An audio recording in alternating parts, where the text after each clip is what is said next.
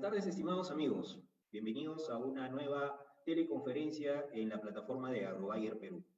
Hoy día vamos a tocar un tema muy importante, el manejo del cultivo de maíz durante los primeros 30 días. Es una etapa bastante importante en donde mucho del éxito de este cultivo depende de esas labores, de esa forma de preparar en sí todo lo que tiene que ver con esta primera etapa.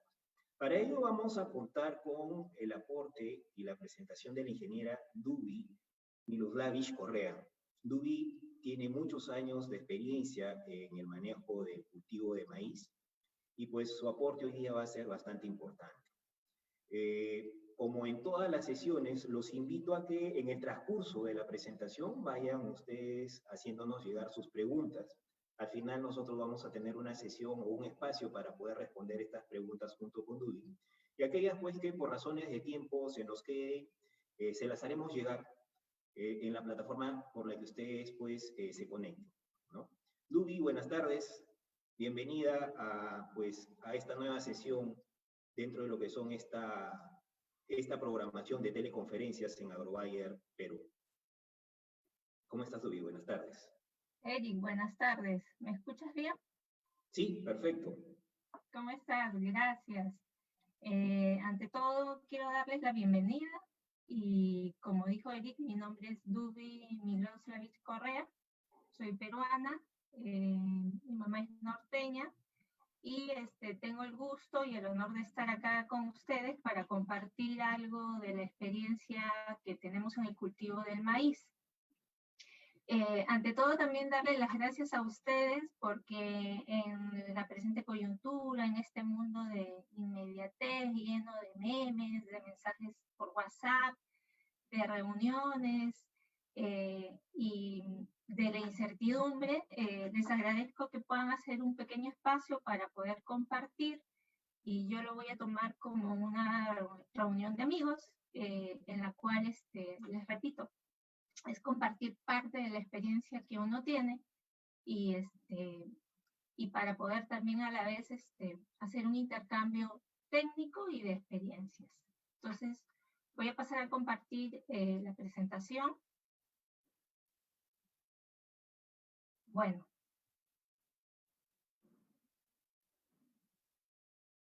Eric, ¿me confirmas si se ve bien? Sí, Dubi, ya estamos viendo tu pantalla. Ok, gracias. Entonces, miren, yo quiero empezar con una definición sobre el éxito. ¿Qué es el éxito? Y tomando lo que dice la Real Academia de la Lengua, dice es el resultado feliz de un negocio o actuación. Entonces, la definición de éxito realmente es relativo y va a depender de cada uno de nosotros. Puede que el éxito sea que yo vea a mi esposa o a mi esposo, a mi hija, a mi madre bien, o puede que yo mismo o misma como agricultor en medio del campo me sienta tranquilo porque estoy acompañado, o saber que mi padre o mi amigo también lo está. Entonces, es relativo. El cultivo del maíz es un medio por el cual nosotros logramos objetivos en la vida y finalmente creo que el objetivo de todos y en lo que podemos coincidir es que lo que queremos es estar bien nosotros y que nuestra familia también lo esté.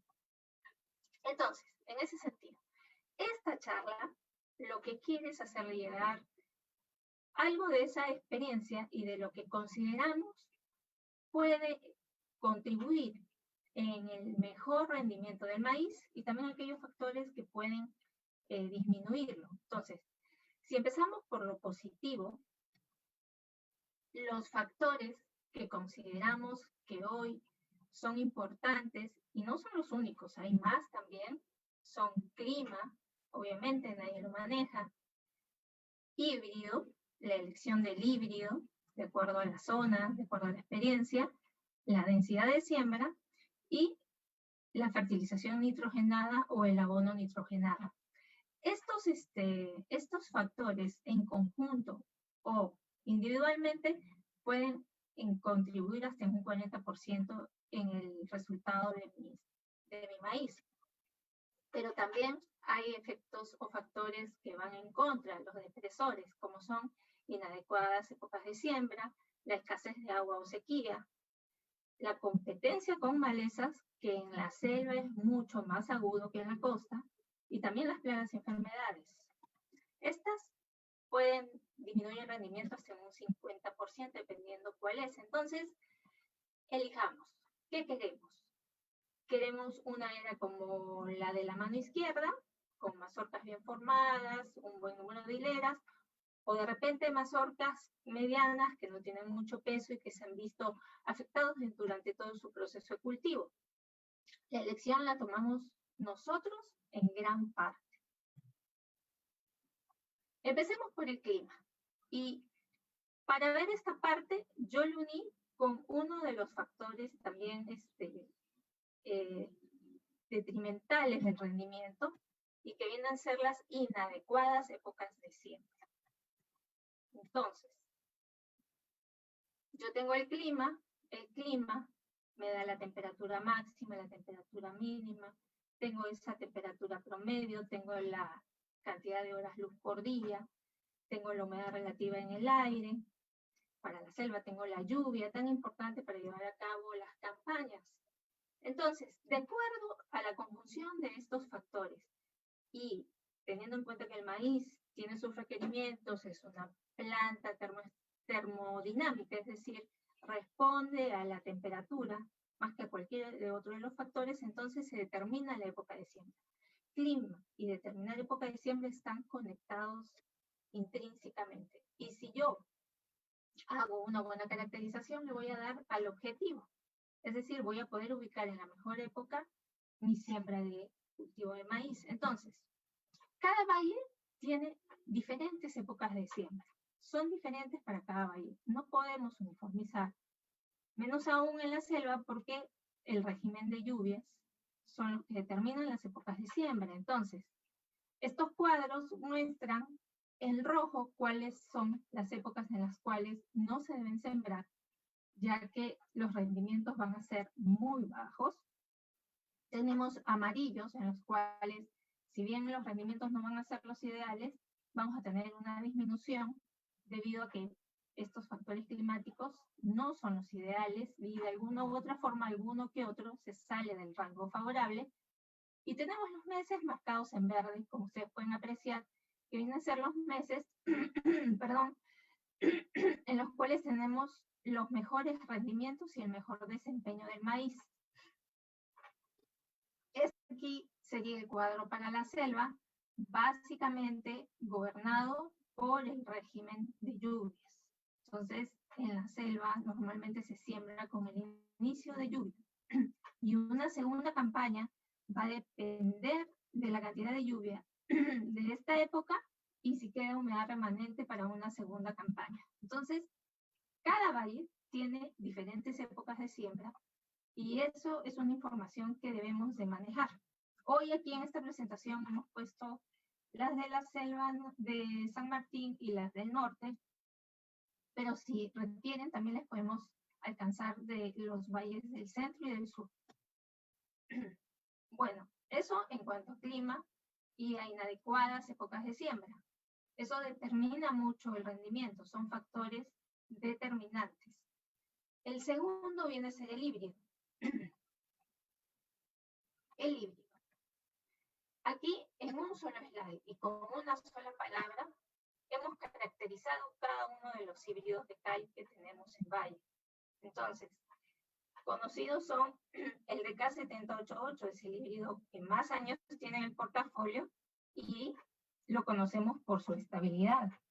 También tenemos al DK7500 con un buen vigor de establecimiento, lo cual le permite escapes ante plagas.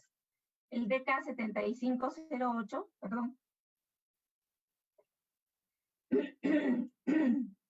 que es un híbrido, perdón, no es el virus, es otra cosa. El DK7508 que tiene una característica de prolificidad, que quiere decir el número de mazorcas por plantas. Es un híbrido que llega a tener 1.2. No quiere decir, ¿esto qué quiere decir? Que en 100 plantas puedo encontrar 120 mazorcas. Entonces, tengo más de una mazorca por planta en aproximadamente el 20% de estas. y es un componente para obtener buenos rendimientos.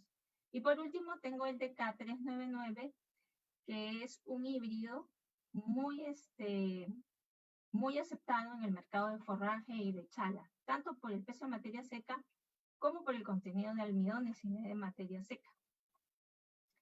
Aquí podemos ver las características, no vamos a entrar al detalle, pero en líneas generales lo que les puedo decir es que en el portafolio que tenemos de maíz, tenemos híbridos semierectos de porte medio, de un ciclo, digamos, intermedio de 120 a 150 días, dependiendo si lo sembramos en invierno o verano, y en general manejamos una densidad de siembra de semilla de más o menos entre 78 a 80.000 semillas para quedarnos a cosecha aproximadamente con entre 72 a 75.000 plantas por hectárea. En general, en Perú, esa es una densidad que funciona. Y digamos que Perú, si lo comparamos con los países andinos como Ecuador, Colombia, tenemos densidades en general mayores que las que se manejan en otros países debido a las condiciones básicamente de riego, de suelo, porque tenemos suelo franco arenoso, eso permite una mayor densidad, el riego también la disponibilidad de agua cuando el maíz lo necesita, y las condiciones ambientales subtropicales, es decir, la temperatura en el día y en la noche, las diferencias hacen que la planta rinda muy bien y podamos tener una población mayor que en otros países. La escasez de agua o la sequía, que vendría a ser uno de los más, de los factores más detrimentales. En el Perú, ustedes saben, tenemos lluvia en la selva y tenemos agua de riego en la costa. Entonces, cuando hablamos de riego, básicamente hablamos del primero, que sería el riego de machaco, muy importante para la germinación, o el riego de germinación, en caso hagamos una siembra en seco. Luego vendría el riego para el segundo abonamiento, que sería más o menos a los 30 días después de la primera, dependiendo de la temperatura. El tercer riego, y muy importante, es el de prefloración, que vendría más o menos unos 20 días antes de la emisión de la espiga. Otro en plena floración. Y el tercero más importante sería en el llenado de la mazorca, pero cuando esté en punto de leche. Entonces, si yo veo estos riegos en el fenograma y ubico estos 5, ustedes pueden verlos con las flechas, vamos a encontrar que de los 5, los 3 más importantes son estos, es decir, aquellos que se dan 2 semanas antes de la floración y 2 semanas después. Todo tiene que ver con la formación de la mazorca, pero más que de la mazorca, ya de los estigmas y del polen. Entonces, si en ese momento fallara el agua, nosotros tuviéramos una disminución hasta del 50% en el rendimiento. Entonces, cabe resaltar acá que estos son los momentos más importantes. Puede que en algunas zonas, algunos agricultores puedan sacar el maíz con menos riegos, otros con más.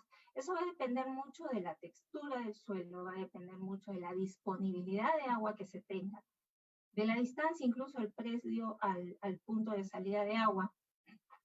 Hay muchos factores, incluso si se sembra la evapotranspiración. Pero aquí lo que hablamos, cuáles son los riegos que necesitaría y cuáles son los más importantes y que determinan el rendimiento o que causarían también su disminución drástica. En ese sentido, por decir, sembrar en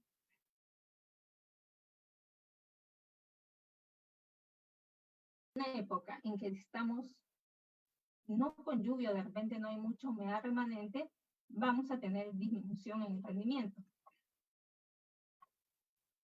El cuarto factor que es importante es la densidad de siembra. En la densidad de siembra interviene la semilla.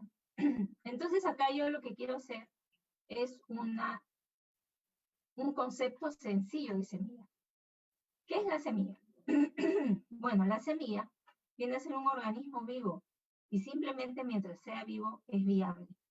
Y esto es muy importante, porque de todos los factores que nosotros utilizamos, solo la semilla está viva. El suelo, el agua, los fertilizantes, bueno, la tierra sí también tiene vida, pero digamos que en sí la semilla engloba todo el potencial genético que necesitamos para sacar adelante nuestra campaña. Miren, aquí ustedes pueden ver la semilla. Aplico un riego en caso hiciera una siembra en seco, o de repente ya con el machaco tengo la humedad suficiente para que se dé la germinación. La semilla enviva el agua y esta germina. Es un proceso sencillo, pero que requiere todos estos elementos. ¿Cuáles son los factores que la afectan? Obviamente la temperatura, la humedad que haya disponible en el suelo para la imbibición, las plagas que puedan atacarlas y la preparación del terreno también. El tipo de siembra que hay en nuestro país, más del 70% es manual y la mecánica es más prevalente, es mayor en el norte del país y la zona de San Martín también está aumentando la siembra mecánica. Entonces, si yo hablo de, perdón otra vez, si yo hablo de siembra manual, vemos que nuestro maíz tiene una buena uniformidad, normalmente porque, miren, entran un grupo de personas a sembrar y son personas que se dedican a eso. Ya tienen como calibrada en la mano y ingresan y siembran las 80.000 semillas que tenemos para sembrar. Las siembran a un distanciamiento adecuado, las siembran sí de 2 en 2, como sabemos, y con la indicación que le demos, ellos pueden manejar mucho la profundidad. Y digamos que cuando corren y tienen algún apuro de llegar temprano a casa o de hacer un mayor número de siembras por día, puede que alguno de estos factores falle. Siempre el agricultor está ahí sobre todo para el tema de profundidad y de distanciamiento. Pero de lo que se conoce, digamos que es muy parejo y muy uniforme. Entonces cuenta mucho la experiencia del sembrador y la preparación del terreno. Pero cuando entramos a una siembra mecanizada, ahí sí tenemos problemas. La mecanización en el Perú todavía requiere de muchas correcciones. Miren, ¿cuáles son los aspectos que hemos encontrado en las siembras mecanizadas que deben ser corregidas? La velocidad de la máquina. Nosotros sabemos que la velocidad debe ir entre 4 a 6 kilómetros por hora, pero cuando vamos al campo y un agricultor alquila una máquina, la máquina tiene que ser en el día muchas hectáreas. Entonces corre, llega a ir hasta 10 kilómetros por hora. Más adelante vamos a ver qué significa eso en el cultivo. La profundidad de siembra. La máquina tiene que estar calibrada perfectamente y funcional para sembrar a una profundidad adecuada de 3 a 5, a la velocidad adecuada, que sería de 4 a 6, y con el disco adecuado de acuerdo al calibre de la semilla. ¿Qué pasa cuando esto falla? Se dan las plantas dominadas y esta merma puede ser del 15%. Una planta dominada normalmente tiene una mazorca mal formada o de menor peso.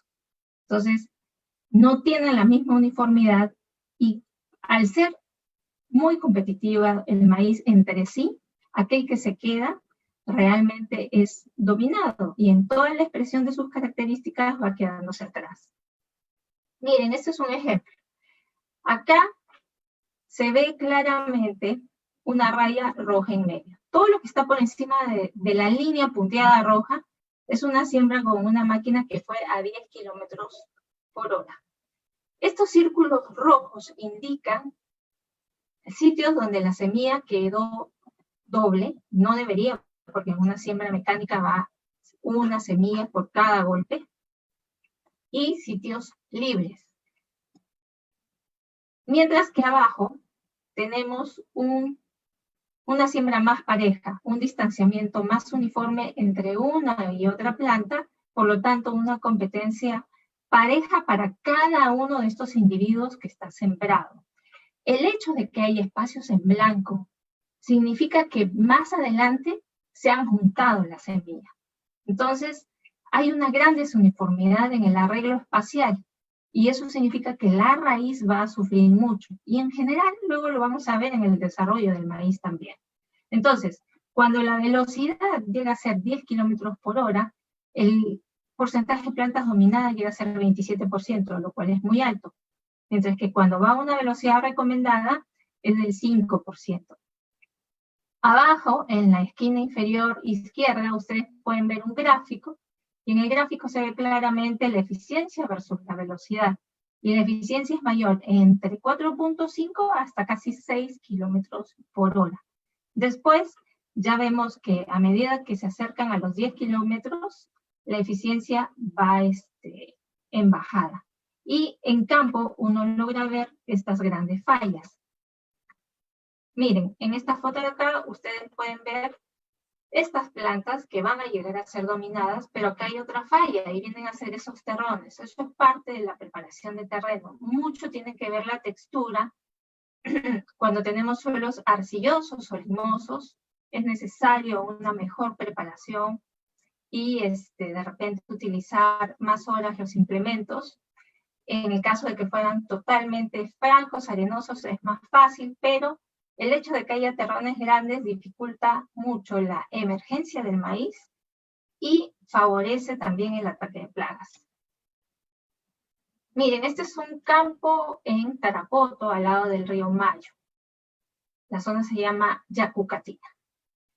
Hicimos una siembra, realmente la sembradora iba muy rápido, y se dieron estos espacios en blanco, que están señalados con los círculos.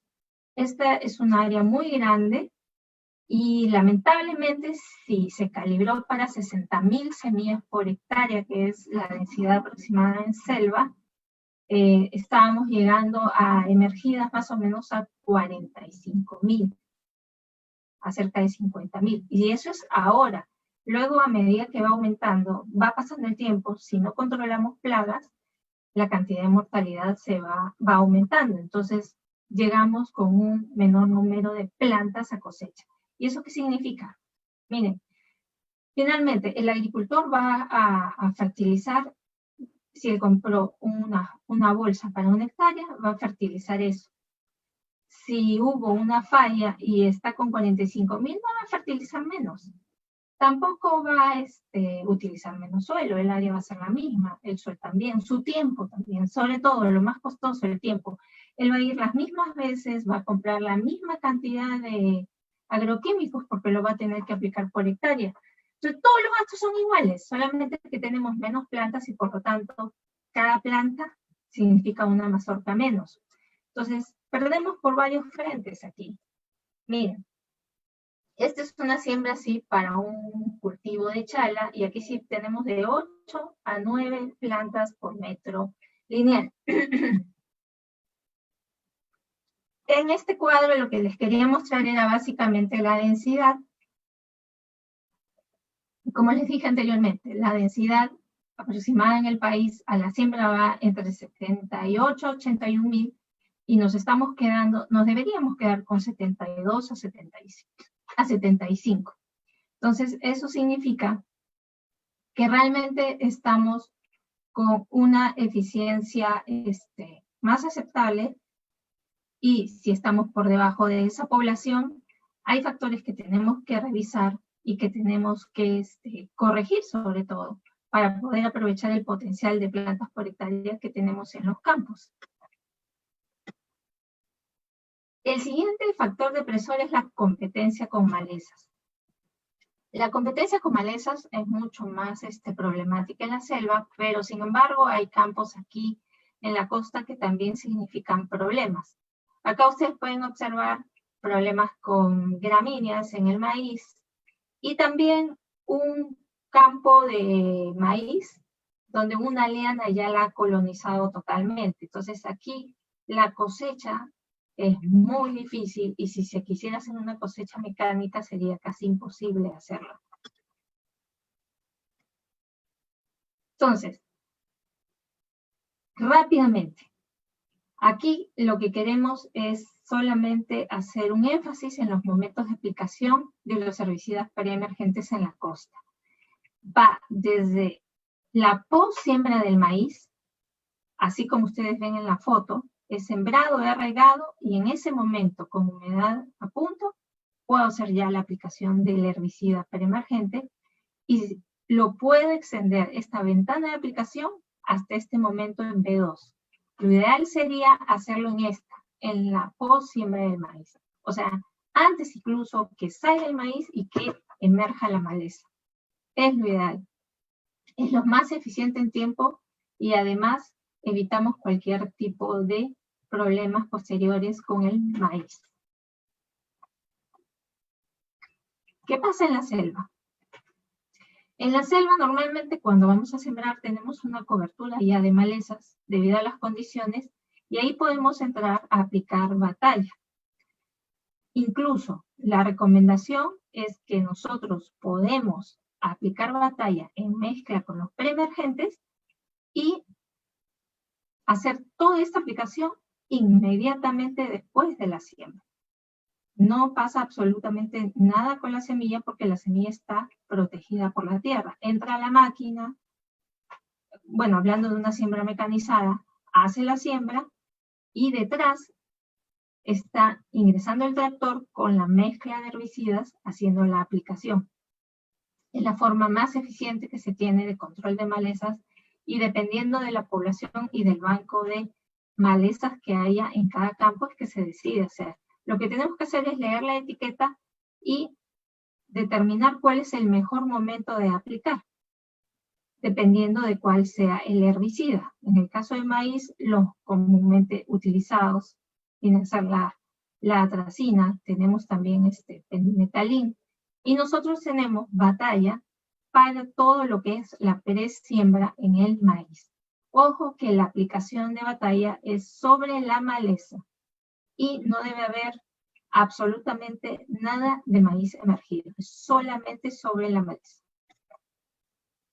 Y bueno, B2 vendría a ser también el límite recomendable para la aplicación de los herbicidas preemergentes en maíz. En todo caso, siempre dirigido solo a la calle, evitando que el maíz entre en contacto con este. Entonces nosotros elegimos cómo queremos conducir al maíz. Si queremos tener una calle como esta, como la de la izquierda, totalmente limpia de malezas, con un buen manejo, u otra donde vemos que el banco de malezas encuentra condiciones para germinar e ir compitiendo con el maíz en perjuicio del rendimiento. Una vez que hemos sembrado y que hemos aplicado el herbicida, inmediatamente después de la siembra es lo ideal, hemos regado, hay agua, entonces la semilla imbibió agua y empezó su proceso de germinación. Este está creciendo, es un ser vivo. Entonces empieza todo un proceso de desarrollo. Ya hemos tenido cuidado con el tema de la fecha de siembra, con la profundidad, con la máquina, con la aplicación. Y aquí lo que debemos de ver es el tema de los procesos que ya se están dando en esta semilla. Entonces, cuando se da la emergencia, cobra mucha importancia el tema del vigor, que es la fuerza con la cual la semilla expresa esta vida que tiene. En este momento, sé que no se hace, pero es muy importante aplicaciones con zinc para el desarrollo de la cabellera radicular en el maíz. Miren, ¿qué pasa cuando ya emergió y estamos en la hoja 1? Esta es más o menos una foto de cómo se da una planta y si ustedes se dan cuenta, aquí este maíz ya tiene 2 hojas, tiene la cotiledonal y una hoja formada y todo un sistema radicular nodal también desarrollado. Hasta este momento y hasta más o menos B4, el maíz va desarrollando las hojas que vinieron en su embrión. Hasta este momento, ninguna hoja ha sido realmente como fabricada por la misma planta. es el desarrollo de todas las hojas que han venido dentro de la semilla, y esto ocurre hasta aproximadamente B4 a B5. ¿Cuáles son los factores críticos que se pueden presentar cuando yo ya tengo un campo en este estado? Bueno, básicamente que hay un estrés hídrico, que la humedad que lo puse para la germinación, ese riego, no alcance o no sea suficiente para esta primera parte del desarrollo foliar, que haya una competencia en malezas, las plagas como gusano de tierra, cogollero y algunos vectores de virus que hacen su aparición en este momento y realmente hacen crítico el manejo. Y acá hay un punto que lo tocamos porque es para el norte y es las infecciones con punta loca. En el año 2010 hubo un evento muy fuerte de punta loca y se dio básicamente por condiciones climáticas. Yo sé que el patógeno está presente en los suelos, sobre todo cuando hay maíz, arroz. Entonces, cuando se da unas condiciones de temperaturas mínimas, por más de 2 semanas o 3 semanas, se da un aniego, pero sobre todo se da una práctica que viene ya del agricultor y es el remojo de la semilla. Se dan todas las condiciones para que el patógeno entre y ataque al maíz. Entonces, el momento que lo hace es en B1 a B2, lo hace a través de la corona, es decir, de esta parte de aquí, en esta base del maíz, por ahí ingresa este patógeno. Hay muchas formas de prevenirlo, pero es importante determinar el momento. El momento en que ingreses por lo tanto, una recomendación de aplicación todos los años, sobre todo en maíces que se siembran en esta etapa del año, de invierno, es aquí, con productos como Aliet y como Fitorras, que más adelante vamos a hablar, podríamos estar haciendo aquí una aplicación preventiva. Pero dentro del manejo, quiero hacer un hincapié, es muy importante que no remojemos la semilla.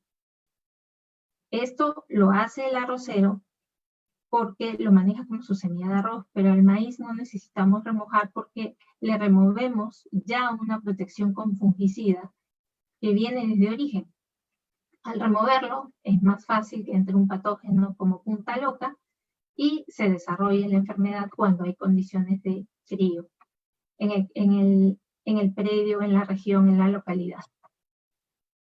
Bien, aquí lo que queremos mostrar es cómo se da desde el momento de la siembra, el desarrollo de la radícula, el coleoptilo emerge en esta etapa, va desarrollando las hojas, acá estamos con una hoja, acá estamos con 2 hojas.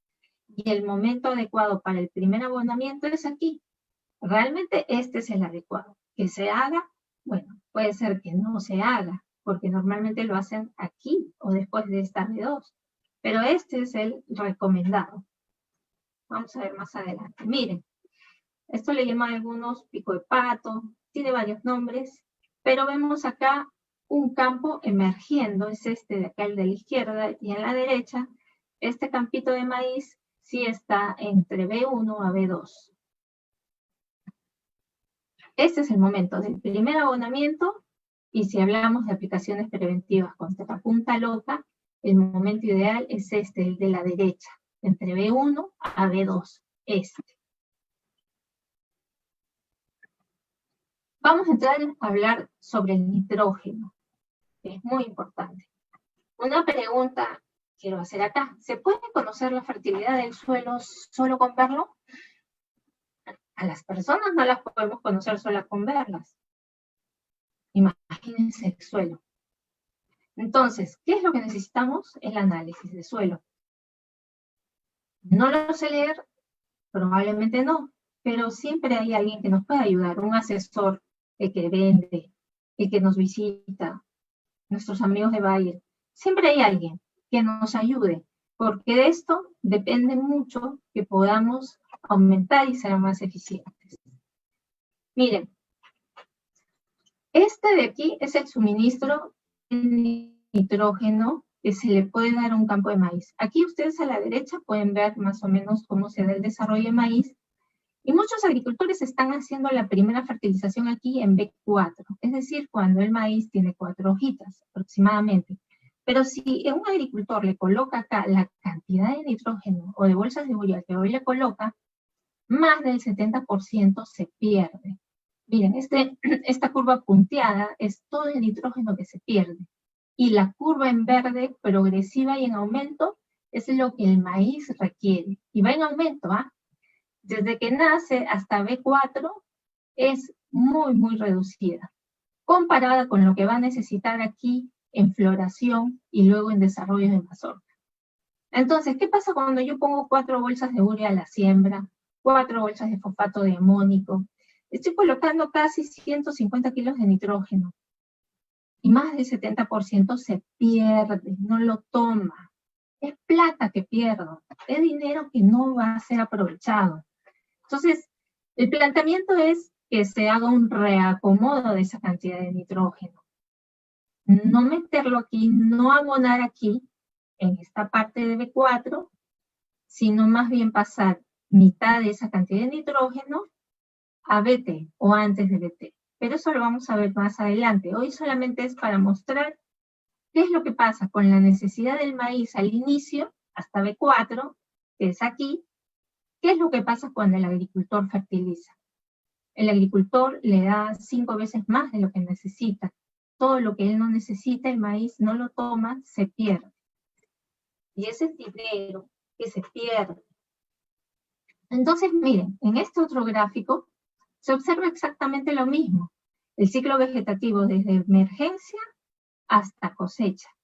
Pero la fase donde más requiere va desde B8. B8 es aproximadamente el maíz a la altura de su cintura, si queremos hacer una semejanza entre la cadera y la cintura, hasta que el maíz está ya con la muñeca o con la flor expuesta.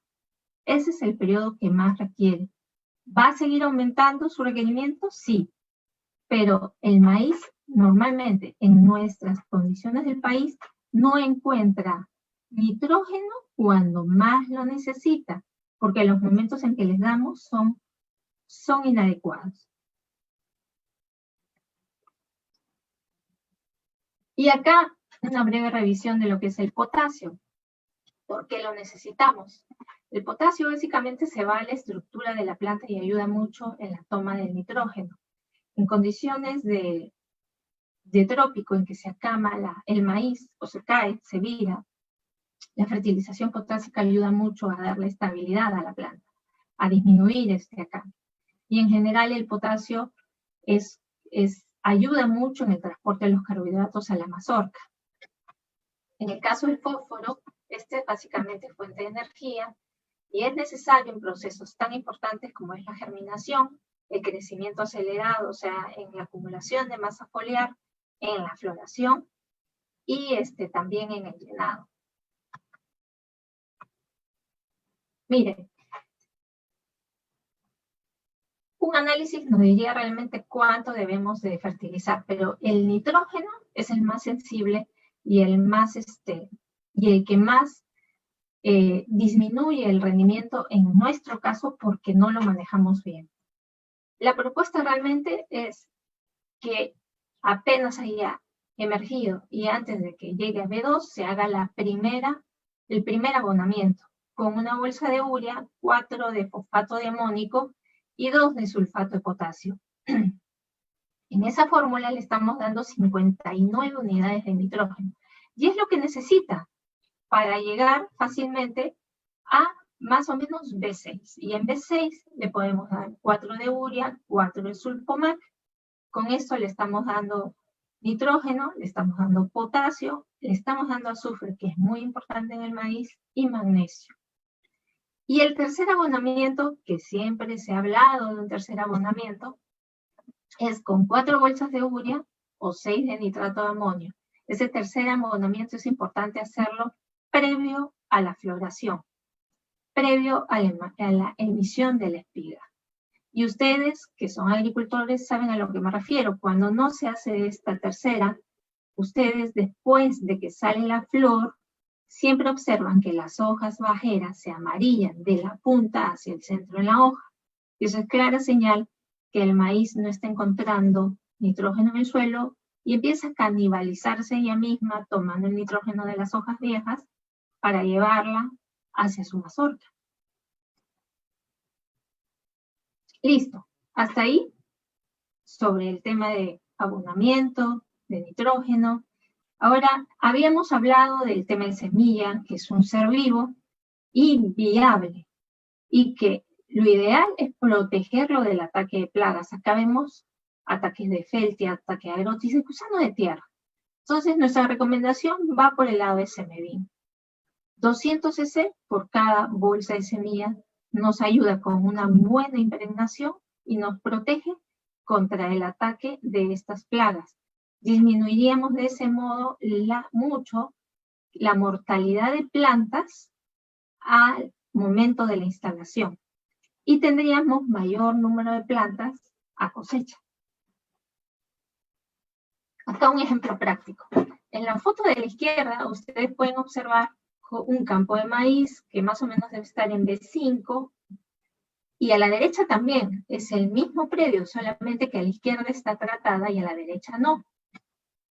La población en el cuadro de la izquierda es de 65.000 plantas por hectárea y en la derecha es de 76.000.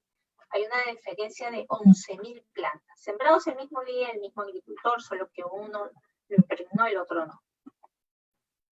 ¿Cuál es el costo en promedio de la bolsa? 620 soles. ¿Cuánto perdió en semilla? En las 11.000, aproximadamente 113 soles. ¿Eso lo vemos? Probablemente no. Probablemente no vemos esa pérdida, pero es dinero. Y como les digo, finalmente el agricultor igual tiene que ir a su predio, tiene que regar, tiene que pagar su cupo de agua, compra su fertilizante, no va a comprar menos porque tiene 65.000 plantas, va a comprar igual. Va a comprar igual. El sol es igual para todos. Igual tengo que ir. El agua, el tomeo, todo es igual. Entonces, si el clima y las condiciones de Perú me dicen que yo puedo llegar fácilmente con 75.000 plantas a cosecha para tener un buen rendimiento, amén de todos otros factores que tenemos, pues cuidemos esa población usando un impregnante, o sea, usando un protectante como semevin. Hasta este momento hemos instalado el cultivo. Y la verdad que ha sido un trabajo meticuloso, pero no solamente eso. Este trabajo, hasta los primeros 30 días más o menos, puede significar el 50% del costo total del cultivo, solamente en ese tiempo. ¿Qué estoy incluyendo? El alquiler del terreno, que es variable entre precios de la selva y de la costa, la preparación del terreno, que también es variable dependiendo de la textura del terreno y de qué cultivo viene, la semilla, el primer abonamiento, dependiendo si voy a aplicarle las 4 bolsas de urea, las de fosfato, las de cloruro o las de sulfomato, el insecticida y el herbicida, si es que se lo quiero poner en el momento adecuado, y mi batallón de siembra o la máquina sembradora. Todo eso más o menos hacen casi el 50% hasta allí. Yo diría que más o menos está también determinado el 50% del éxito del cultivo. Miren, todo es cultural. Hasta acá todo lo que hemos visto es cultural. Hay muchas prácticas que siempre se dicen, son años y años que se vienen hablando y probablemente no se hacen. La tercera fertilización en nitrógeno, la abonada nitrogenada no se hace la tercera antes de floración, por el momento, porque la gente no quiere, porque le raya, porque le pica, por muchos motivos. No es por desconocimiento. Es cultural, es porque de repente, en fin, no le vemos la importancia, pero es así, esa es la necesidad que tiene el maíz. Entonces yo quiero mostrarles esta foto. Nos dicen muchas veces cómo debemos hacer las cosas, y esta es autoría anónima, está en las redes. Y a pesar de que hay una amenaza, o nos dicen, con esto logras el éxito, pero de repente nos dicen, tu vida depende de que lo hagas, igual no lo hacemos, buscamos la comodidad. Yo creo que esta es una foto del antes. Hoy es otra cosa. Hoy somos otros. Hoy queremos hacer las cosas mejores. Todo ha cambiado. Entonces, si vamos a seguir sembrando, hagamos las cosas lo mejor que podamos hacerlo cada uno desde nuestra casa, desde nuestro lugar, desde nuestra región. Cuídense y muchas gracias por su tiempo y disculpen la tos. Eric. Silvi, muchas gracias por esta presentación que está bastante interesante. Yo quisiera compartir algunos tips, algunas características de Semevin para lo que es el tratamiento de semillas, ¿no? Rapidito nomás, para luego proceder a la sesión de preguntas. Entonces, como conversaste tú, es muy importante el tema de garantizar esa población de plantas adecuadas para poder tener éxito naturalmente en el cultivo de maíz. Y en esta primera etapa, en donde hemos conversado acerca del manejo durante esos primeros 30 días, pues la protección contra los gusanos trozadores, contra grillos, contra el amopalpus, el famoso gusano picador, es muy importante. Nosotros en Bayer, pues la herramienta que tenemos para manejar esta primera etapa y para hacer ese tratamiento de semillas que me garantice esa protección que necesitamos, es Semevin. Semevin es un producto que está diseñado específicamente para el tratamiento de semillas. Semillas tanto de maíz, de leguminosas de grano, de menestras, hoy que también acá en el norte está por empezar una campaña pues de menestras, y también para el tratamiento de semillas de algodón, básicamente, como les decía, para el tratamiento y la protección contra todo ese complejo de gusanos de tierra. Pero pues, ¿qué cosa necesitamos o qué cosa buscamos cuando nosotros hacemos uso de algún producto para el tratamiento de semillas? Primero, definitivamente, un tratamiento de semillas debe garantizar pues esa protección de estas semillas, de estas plántulas que empiezan a emerger para poder tener esa densidad de plantas adecuadas, que me garanticen esa cosecha, que me garanticen ese rendimiento que buscamos. Más aún teniendo pues materiales que tienen un potencial de rendimiento tan alto como son pues los de cal. Los métodos de tratamiento de semillas también son bastante importantes, ¿no? Normalmente, pues, uno hace, o el agricultor usa un producto para tratar semillas, pero lo hace de diferentes formas, ¿no? Entonces, el método es muy importante. Y dentro de esta forma de cómo tratar semillas, la formulación del producto, la formulación de esta herramienta, de este insecticida, para poder hacer este tratamiento, también juega un rol muy importante, ya que tiene que ser una formulación especialmente diseñada para esto, que en el momento que nosotros tratemos la semilla nos asegure una buena cobertura, una buena uniformidad de tratamiento, que no se desprenda una vez que ya la semilla está embadurnada, de tal manera que con estas características que debe tener esta formulación, se garantice esa concentración adecuada por semilla que nos permita tener esa protección que nosotros buscamos en el campo. Algunas ventajas de lo que es el tratamiento de semilla, pues definitivamente bajo un esquema de manejo adecuado, pues nos puede ayudar en la simplificación del manejo del cultivo, ya que un buen tratamiento, naturalmente, además de todas esas partes de manejo cultural que nos has comentado, pues nos pueden ayudar a pues mantener sana a estas plántulas que emergen y protegidas, y probablemente bajo un buen esquema de manejo también nos ayuden pues a empezar a bajar costos desde el punto de vista que esa protección podría darme esa seguridad en cuanto a la población durante esta primera etapa. Pues es importante también la característica en cuanto a sistemicidad de los productos que nosotros usamos para lo que es un tratamiento de semillas.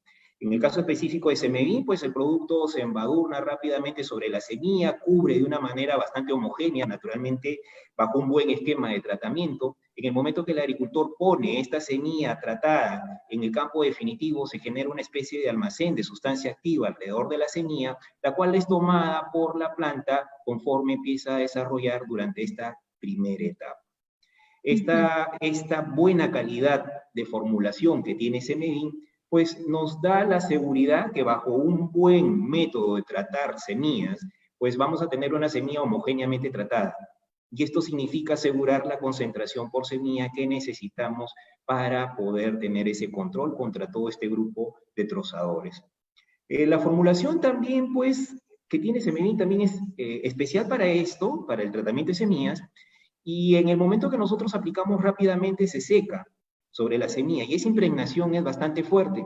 Entonces, en el momento que las semillas están en el tacho de la máquina que está sembrando, o de repente en el depósito en donde los sembradores, porque hay también mucha gente, muchos agricultores que realizan esta labor en forma manual, entonces, cuando tenemos nosotros la semilla dentro de estos depósitos, sea en el tacho de la máquina o sea de repente en el depósito que usan los sembradores durante una siembra manual, ese roce entre semilla y semilla, pues en el caso de Semevín, no ocasiona pérdida de ingrediente activo.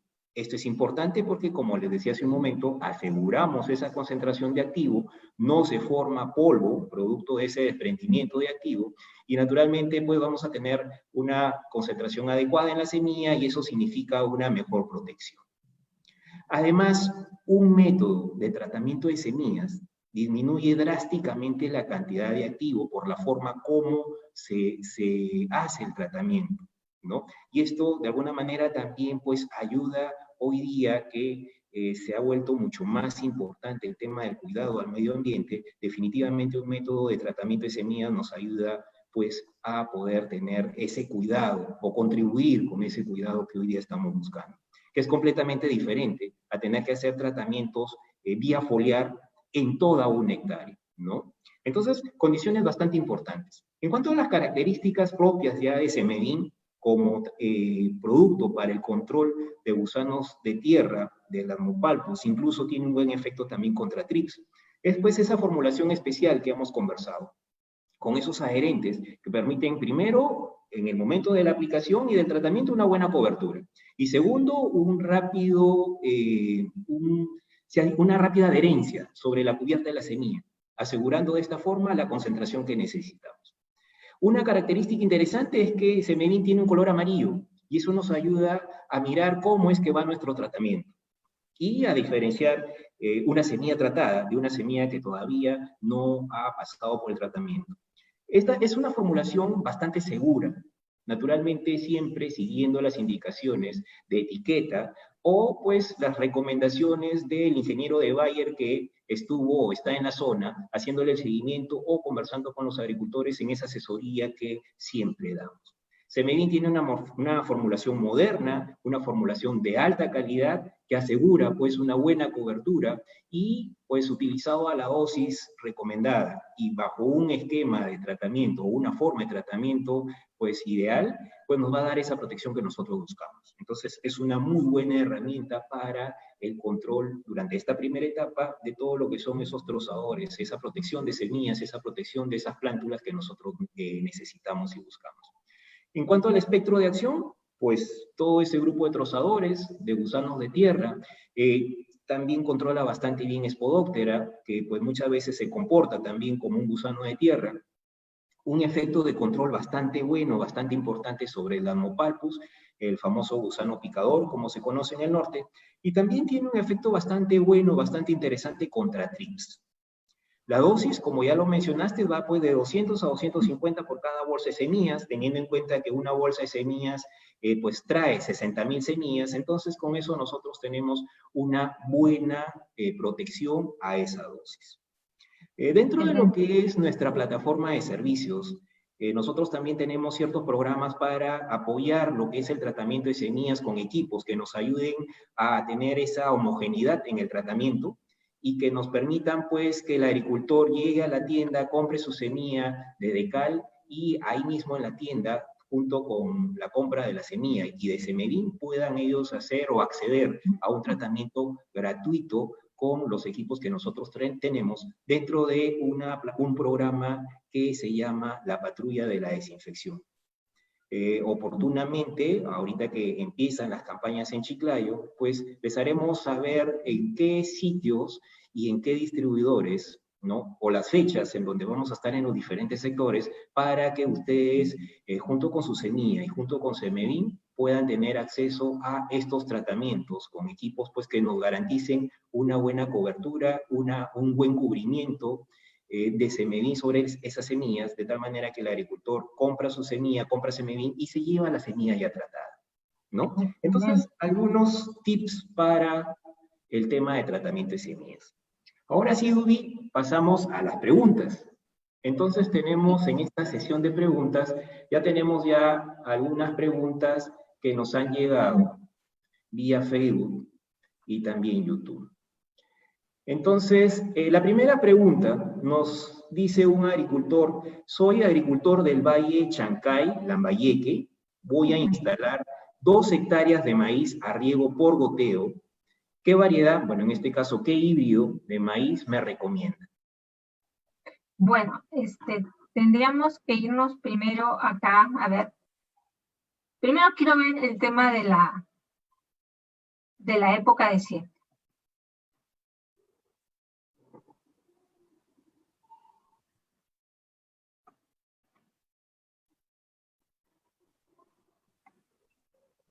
Vamos.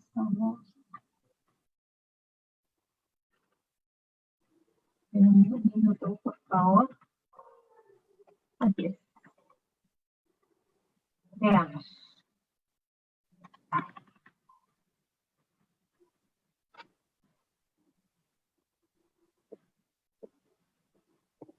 Me dijiste Lambayeque, ¿no, Eric? Sí, Lambayeque.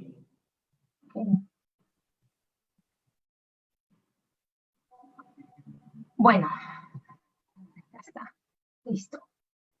Entonces, nosotros estamos entrando a la época recomendada y realmente, si miramos los híbridos, tenemos estos 4 que tienen diferentes características y tendríamos que saber si este agricultor quiere sembrar de repente quiere sembrar para chala, quiere sembrar para grano. En todo caso, perdón, un ratito, quiero poner el cuadro de los híbridos. Yo le recomendaría a él que, de acuerdo a eso, él tiene 3 opciones, dentro de mi punto de vista, tiene 3 opciones para grano y tendría una opción para lo que es forraje. Incluso podría tener hasta más opciones para forraje, pero nuestros híbridos se adaptan muy bien a las condiciones. Como les repito, les había dicho de que el TK7088 era un híbrido muy estable, que tenía muy buen desempeño a lo largo de la costa y también de la selva. Teníamos el 7500 con un buen vigor y el 7508 con un buen número de mazorcas. Entonces, realmente tenemos un buen abanico y yo tendría que revisar primero ese tema, como les digo, si es de grano, si es para grano o es para chala. Pero básicamente las opciones no son una excluyente con la otra. Otra cuestión también que tendríamos que revisar es si en la zona hay una enfermedad que se presenta, no sé si tanto en el Valle de la Leche, que es la bacteriosis.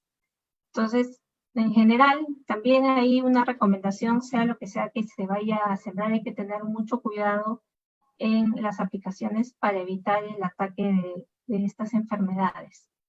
Pero en general, Eric, o sea, no quiero recomendar solo un híbrido. Nosotros tenemos 4 híbridos que se adaptan bien. De repente, solamente para el tema de chala me orientaría un poco más al DK399 por el tema de peso.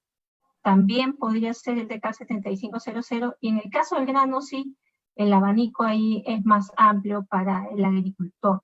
Ahí tendríamos más bien que ver, como te digo, el objetivo de lo que él quiera sembrar, si es grano o chala. Indubi. Otra de las preguntas es: ¿cuál es la etapa oportuna de la aplicación de zinc? ¿Y cuál es su importancia en maíz? Es muy importante. Han habido algunas empresas conocidas de abonos que han hecho formulaciones de zinc con nitrógeno en impregnación de semilla. La verdad que lo ideal es la impregnación de semilla. Es muy temprano el aprovechamiento de zinc en el maíz. Sin embargo, si no tenemos acceso a esto, y aun cuando lo tuviéramos, siempre podemos complementar con abonos foliares aplicados desde la primera aplicación que haga el agricultor, con dosis obviamente que no generen fitotoxicidad. El zinc ayuda mucho, es una coenzima, realmente ayuda en todos los procesos que se dan dentro de la planta, pero sobre todo ayuda en el desarrollo del sistema radicular. Y viene a ser también un elemento, un microelemento limitante del rendimiento cuando está ausente. Eso también está demostrado. Entonces, las aplicaciones se hacen de preferencia. Primero se recomienda impregnación de semilla, pero también, y es muy importante, hacerla en las primeras aplicaciones del cultivo, al menos en el primer mes, con cada aplicación que se haga y se pueda mezclar y haya compatibilidad con los otros productos, podemos aplicar un producto o un abono foliar a base de zinc, a una dosis que no cause fitotoxicidad. Muy bien, Dubi. ¿Cuáles son los híbridos de cal que se pueden sembrar en verano y cuáles se pueden sembrar en invierno? Ya, en general, en el país, y dependiendo de las épocas de siembra de cada zona. Si nosotros sembramos en invierno, hablamos de finales de junio, julio, siempre vamos a tener los mejores rendimientos. Tenemos ahí también un periodo vegetativo más largo, que se puede ir hasta 150, 160 días. Entonces, los que podemos sembrar ahí realmente en estas épocas, de preferencia, son el DK7088, el DK7500 y también el DK7508. Cuando viene el verano, estos también rinden, pero hemos visto una muy buena adaptabilidad y como una expresión del potencial del rendimiento del DK7508, del DK399. Eso no significa que los otros no expresen, me refiero al DK788 y al 7500, sí lo hacen, sino que se dan unas condiciones especiales para que estos híbridos rindan en una forma también en la cual expresan el potencial. Y aquí también tengo que decir algo. Así como en el invierno, nosotros tenemos los registros de los mayores rendimientos, siembras de julio, agosto.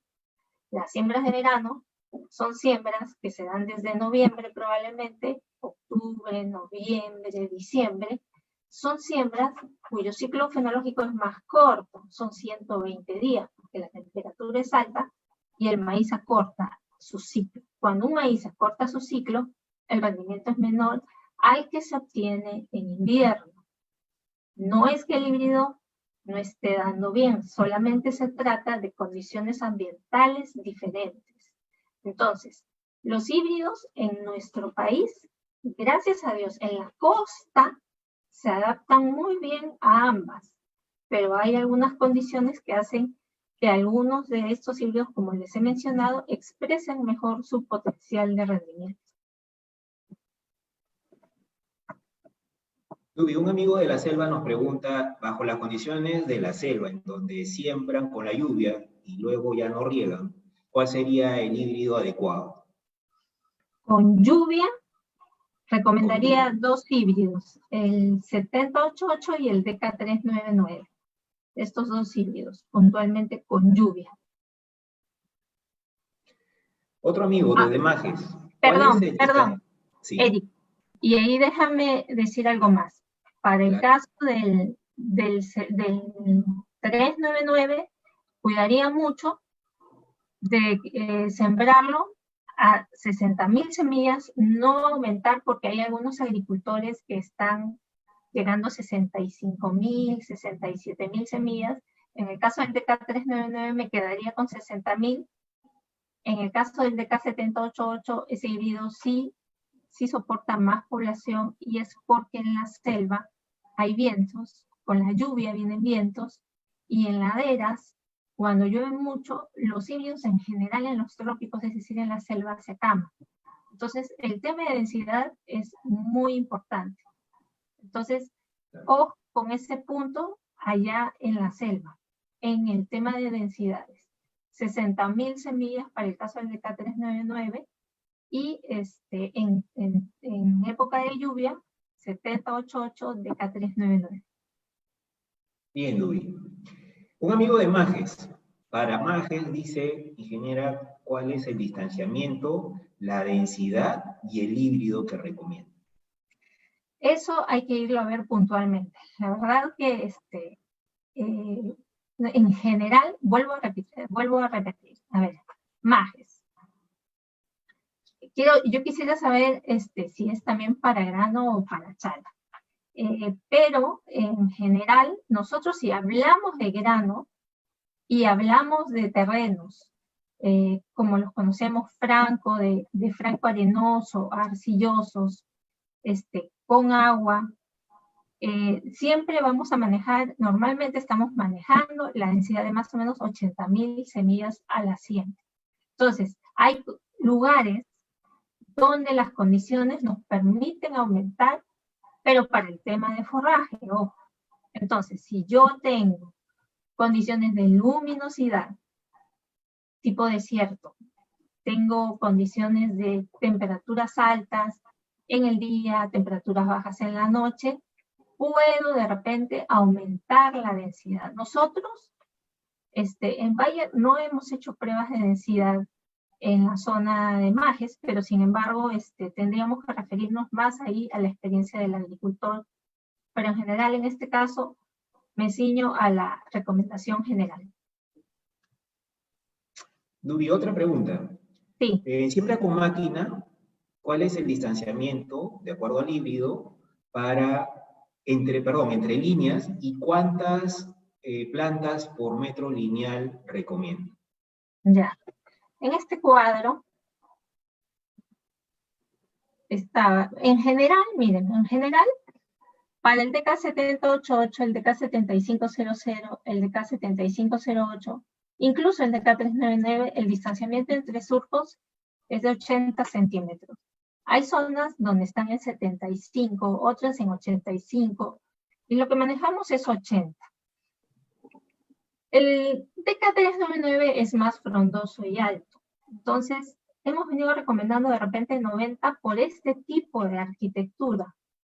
Y en el caso, ustedes aquí pueden ver, si nosotros mantenemos el número de semillas por hectárea que está aquí en esta fila, el número de semillas por metro lineal, manteniendo ese distanciamiento de surcos, va más o menos de 6.2 a 6.5, dependiendo del híbrido, y en el caso del DK399 de 6.7, pero con 90.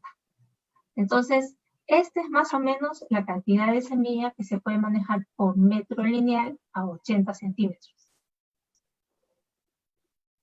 Dubi, otra pregunta. Dice, ingeniera, ¿me podría dar una recomendación para abonar maíz morado? Para abonar maíz morado internamente, porque la verdad tengo que revisar ahí algunas cosas, sí le podemos dar. Necesitaríamos saber la zona donde está, qué tipo de suelo tiene, cuándo va a sembrar.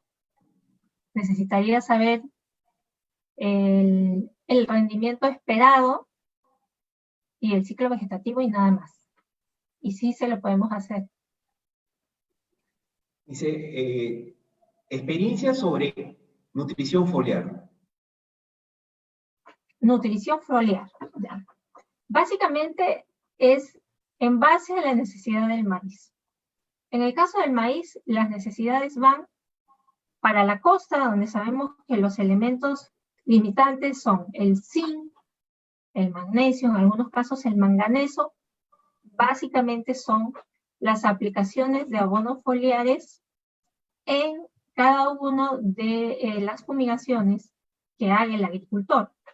Entonces, las necesidades van en torno a estos elementos. Hay algunas zonas puntualmente donde el fierro es el elemento faltante, otros donde es el magnesio. Me voy a un ejemplo, Chancaillo. Chancaillo es un suelo arenoso que tiene un pH cerca a 8, en algunos casos 8.2.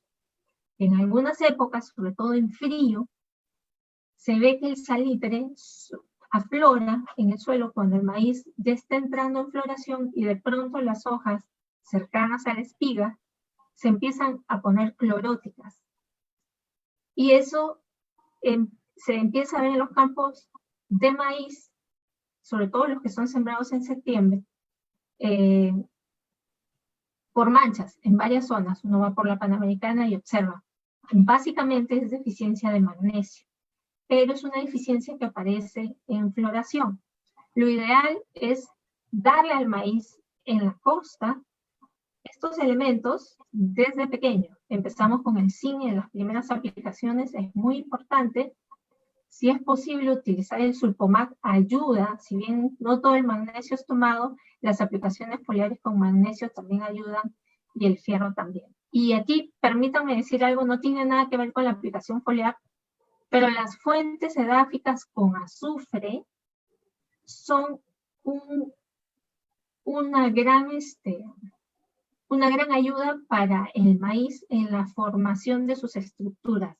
El azufre, en cualquier condición, ayuda y aumenta rendimientos, a razón de más o menos 30-50 kilos por hectárea. ¿Y dónde lo encuentro? En las fuentes, como les dije, de azufre, que vienen en el sulfato de amonio, que vienen en el sulfato de potasio, en el sulpomac, en todas estas fuentes. Creo que el nitroso también. Otra de las preguntas, un amigo pues tiene esta inquietud. Dice, las semillas del híbrido vienen tratadas. ¿Es necesario hacer un tratamiento para gusano de tierra, a pesar del tratamiento que traen las semillas?